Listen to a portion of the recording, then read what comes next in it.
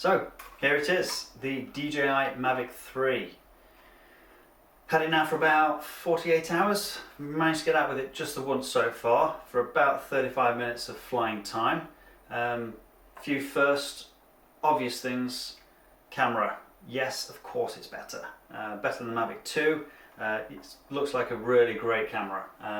Got the second camera on there, of course, the zoom camera, if you want to call it that. Not exactly sure what I'll be using that for, but I think I've got some ideas for some interesting content with that. Probably only make use of the 7x zoom. That is still optical. Anything in the other ranges there is digital zoom, so starts to look a little bit crappy. A few other obvious things. It's definitely faster than the Mavic 2, which is nice. That helps. It gets you up and out to your location that bit quicker. Same thing coming back, which is always good. Definitely faster. The obstacle avoidance, haven't tested it yet. Trying not to crash. Front, back, left, right, up, down, all directions are covered. So if you do crash this, I'm afraid it's going to be human error. No blaming the tech this time. So yeah, they're the basics. Camera, how it flies, how fast, obstacle avoidance, and then the first thing you'll notice as soon as you get your hands on it, it just feels that little bit nicer, that little bit better quality, which is good. And I think some key improvements are regarding basic design. I mean, let's take the gimbal guard, muzzle cover, whatever you want to call it.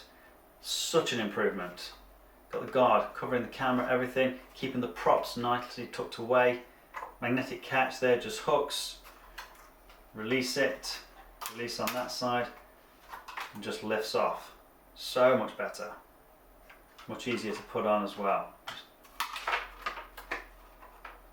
Goes on, locks in, props away, tucks into the bottom, round, clips on. Everything all in one, tucked away nice and safe. If you're familiar with the Mavic 2, you'll know that this plastic dome was it just feels cheap, feels nasty. But again, you're trying to struggle to get it on. Okay, I did quite well then that time, but yeah, just not nice. Such an improvement. Again, nothing to keep the props in place. Used to wrap a band around myself just to keep them tucked away so they weren't flopping around as I was trying to put it away in the bag. But much improved. A few other design improvements. I'll take this off again. Okay, so I'll just fold the arms out. Again, all works exactly as you know, same as the Mavic. Build quality is great, as we've come to expect from DJI products. But yeah, big improvement again here is the battery is in the rear. Big batteries. We've all heard about these, big capacity, up to 46 minutes of flying time. Pushes in the back, just nicer than going in on the top there. Memory card access, that's now in the back, directly above the battery, much better. USB-C port as well, you can use that to charge the battery in the drone or to extract your data from your memory card. Just much better being located there. If you remember on the Mavic 2, it's down the side here, was always difficult to get your finger in to get it out. So yeah, again, much better, just general design improvements. So as I say, just overall the quality is up this time around. The Mavic 3 is definitely a better quality drone. Take the bag for example, it comes as part of the Fly More combo. Get rid of that. It's a really nice bag. It feels quality, it's excellent. Nice metal clasps on the side here. And they even sound nice. But yeah, it's a very nice bag. Nicely lined, it's plush, everything would be very well protected. Everything's got a slot, a location. But yeah, great bag. However, I don't see myself using it as my drone carrier bag. Tend to just take things out, put them into my own bag. I think this will become my new accessories bag. That's what I've used the Fly More combo bag from the Mavic 2. Cables, charging units for when I'm out in the car, that kind of thing. They all go in that bag, and I just use it as a little carry-on and leave it in the car when I'm out. So yeah, this will probably become my new accessories bag. Also doubles up as a backpack if you want to use it for your drone, straps in the top there like so. So yeah, it does turn into a backpack. So it could be useful. I just don't see myself using it sort of as intended, but nice quality. So as I said, this is part of the Fly More combo. You get the additional batteries there with the charging hub. Just put that to one side. So yeah, the charging hub, even that's an improvement. Again, it's just a very basic design. It's just a tray of plastic. Nice and flat. The Mavic 2, if you remember, got the little wings that you fold down. Was never any good if you were trying to charge in the car, for example. It would be falling over and folding back in on itself. This is, again, much better. Batteries just drop in and it's pretty stable. 3 batteries, that's a lot of flying time. That's a good nearly 2 hours or so of flying time. Almost too much, if anything. I don't think I've ever flown for that long. But yeah, great to have those extra batteries. Something definitely worth remembering with the batteries is because they are such high capacity now, those 46 minutes, it takes a lot of time to charge them. Definitely longer than the Mavic 2 batteries, so keep that in mind. I fell foul of it the other day, put them on charge, didn't even manage to get to, I think it was about 70% charge before I had to head out with the drone. Fortunately, I was able to plug the USB cable in and charge in the car as I was driving. Again, it was very slow though. Naturally, from a car charger it is going to be, but I think I had about 80% charge by the time I took off. But that did give me over 30 minutes of flying time, so very decent still. Remember, they take a long time to charge. So the controller comes as standard. Believe it's the same controller for the Mini, the Air maybe. First time I've handled this type of controller myself, and again, feels nice. I think I prefer the way the Mavic 2 controller sits in the hand, but I'm sure I'll get used to this. Again, just generally it feels better designed, better thought out than the Mavic 2 controller. Also, you've got the little wings that you fold down on the Mavic 2, and you're trying to force your phone into the clasp, the cradles. I started to feel like from the iPhone 12 upwards, 13, which I've got now, the phones were almost getting too big for the controller. So that started to become a bit of a problem. Trying to force it in and push the cable in, but that would always push out the little slidey plastic holdy bit. So yeah, this is much better. Much prefer the phone cradle in the top there. Remember, pull your cable out first. I keep forgetting. Phone goes in, just push it up, done, cable. Okay, I've put the phone in the wrong way around, but yeah, cable goes on the side, whichever way you want to do it. Like so. Yeah, feels nice. Sticks in the bottom. Again, no surprise here, but they're slightly different to every other controller, so they're not interchangeable.